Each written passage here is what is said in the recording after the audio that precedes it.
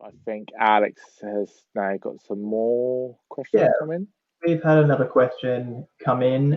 Hey guys, diet during this lockdown, top tips.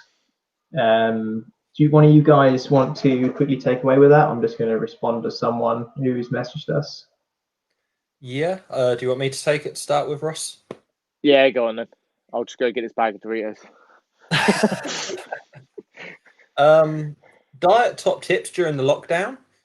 It doesn't change too much to general day-to-day life, but you do have to be self-aware in how much less you're potentially doing compared to day-to-day life.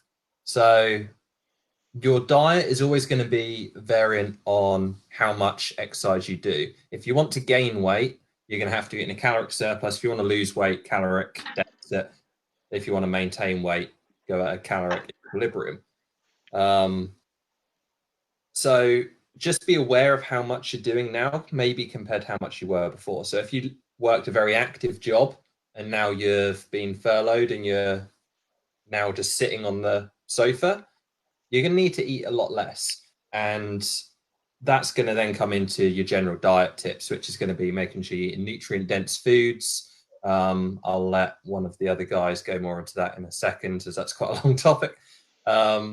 And yeah, just be aware of the calories in the food you're eating. People are going to be snacking a lot more now. I know I've noticed myself doing a little bit more. When you're bored around the house, you start to just eat. And generally, that's going to be small little foods that you won't remember eating, but they are going to, all those calories going to start to add up. So I'll let one of you guys run on with that if you like. Yeah, I'll Take take it it from away. there. I'm just going to grab a link to our nutritional lecture video for people. Oh, the one we done the other day. Yeah. Yeah.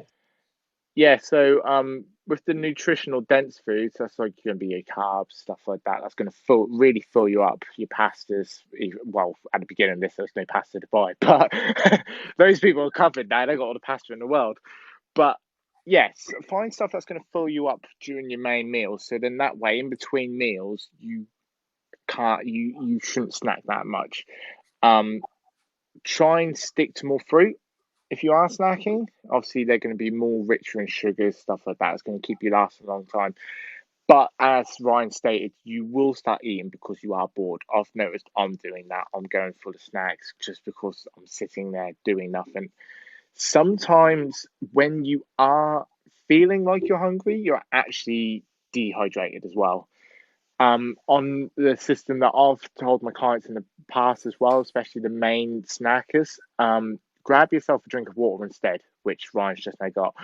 um, drink some water. 10 minutes later, if you're still hungry, if you're still feeling peckish, have some more water. Another 10, 15 minutes. If you're still hungry, the chances are you are actually hungry. People mistake hunger and dehydration for the same thing, especially how it's been this week as well. It's a lot hotter now, so you're going to have to make sure you keep on your top of your hydration as well, especially with your nutritional stuff. Um, just make sure you're drinking plenty.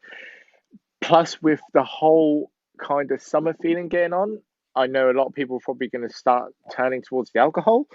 That can then start becoming a daily habit as well. You're out in the sun, you're doing nothing, you grab an alcoholic drink.